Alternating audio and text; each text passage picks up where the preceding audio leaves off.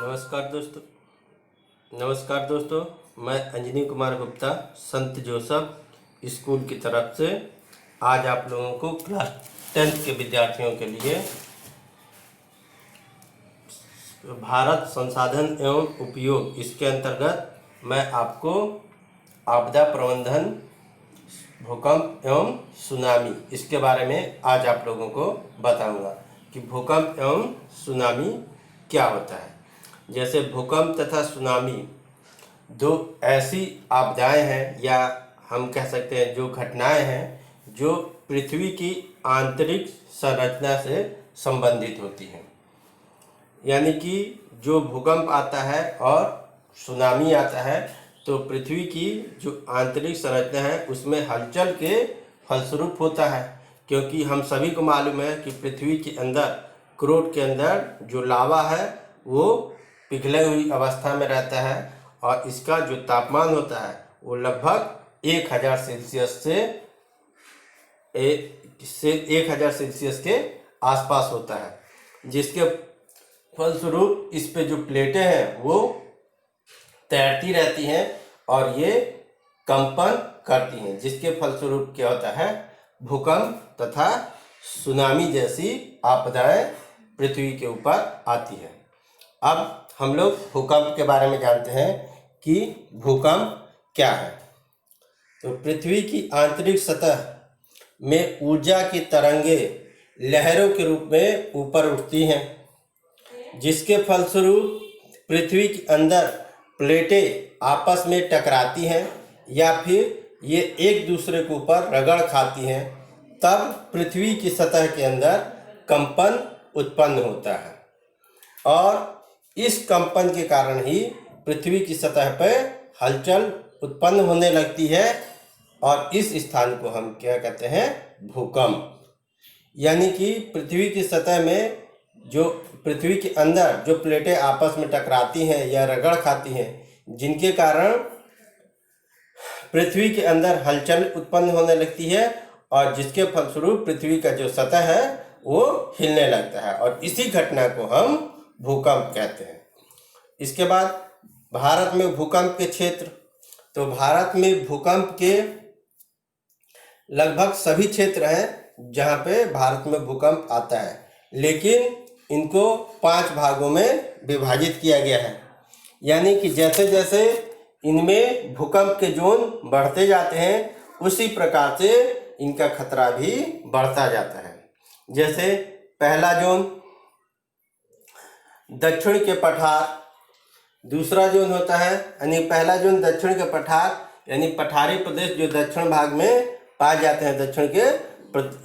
प्रदेशों में। उसके बाद प्रायद्वीपीय भारत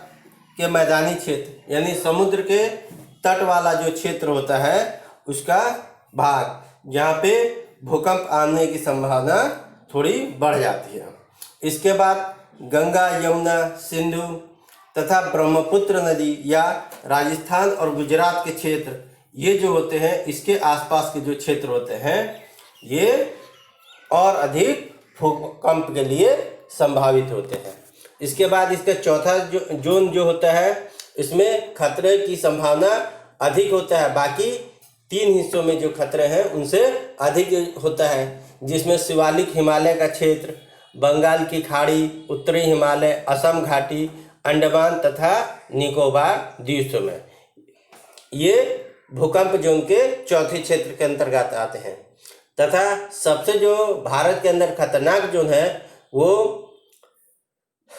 गुजरात का कच्छ, जम्मू कश्मीर, हिमाचल प्रदेश, ये जो क्षेत्र हैं वो भूकंप के सबसे अधिक खतरे वाले क्षेत्र कहलाते हैं। इसके बाद आता है भूकंप से बचाव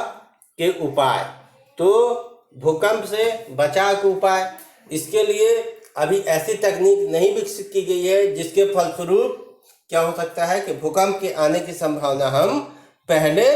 लगा सकते हैं, लेकिन हमारे देश के पूरे विश्व के वैज्ञानिक इसके चक्कर में हैं कि हम ऐसी तकनीक विकसित कर लें जिससे भूकंप आने की जो सूचना है हमें पहले मिल जाए। लेकिन जैसे हम देखते हैं कि कुछ जानवर होते हैं जो भूकंप आने के पहले वो स्थान को खाली कर देते हैं, तो उनको प्रकृति किसी न किसी रूप में संकेत दे देती है। तो ऐसी तकनीक हमें भी विकसित करना चाहिए, जिससे हमें यदि अनुमान लग जाएगा कि भूकंप आने वाला है तो जन धन की जो हानि है वो कम की जा सकती है। इसके बाद भूकंप से बचाव के लिए सबसे अच्छा है भवनों का निर्माण,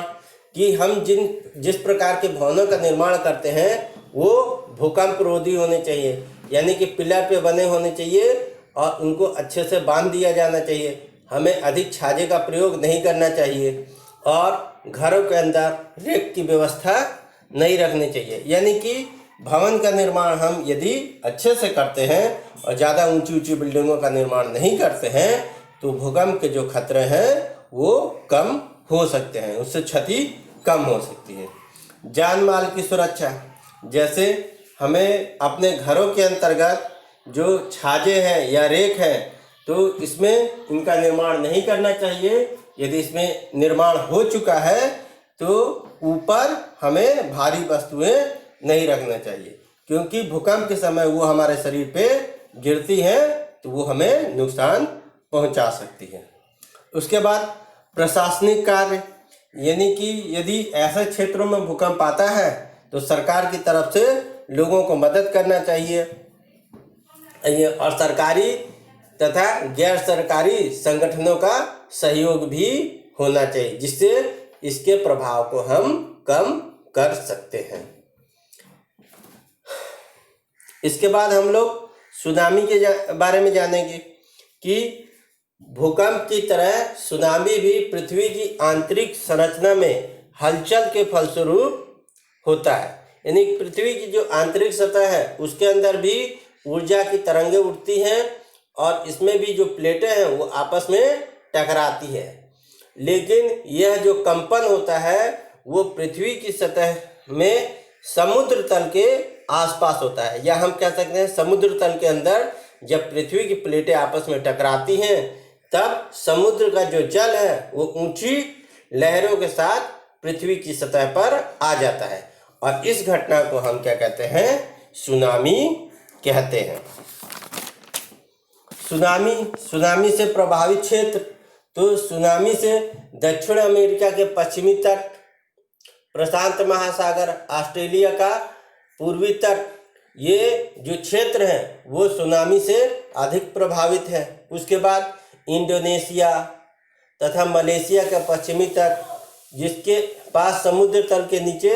हलचल होती रहती है, जिससे यह क्षेत्र भी जो होता है वो बहुत ही संवेदनशील होता है और यहाँ पे अक्सर सुनामी के आने का खतरा बना रहता है। सुनामी से बचाव के उपाय,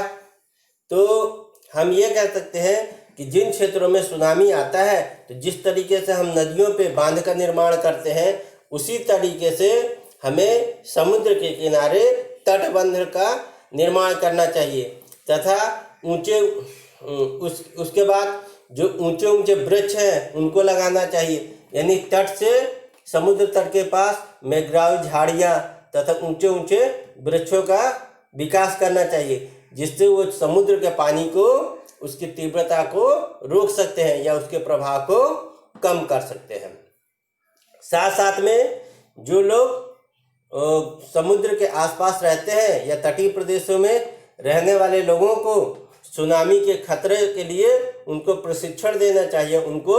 जानकारी देना चाहिए और ऐसी समस्या का यदि हमें पता लगता है तो लोगों को पहले सूचित करके भी जान मान की जो हानि है उससे बचाया जा सकता है। धन्यवाद दोस्तों।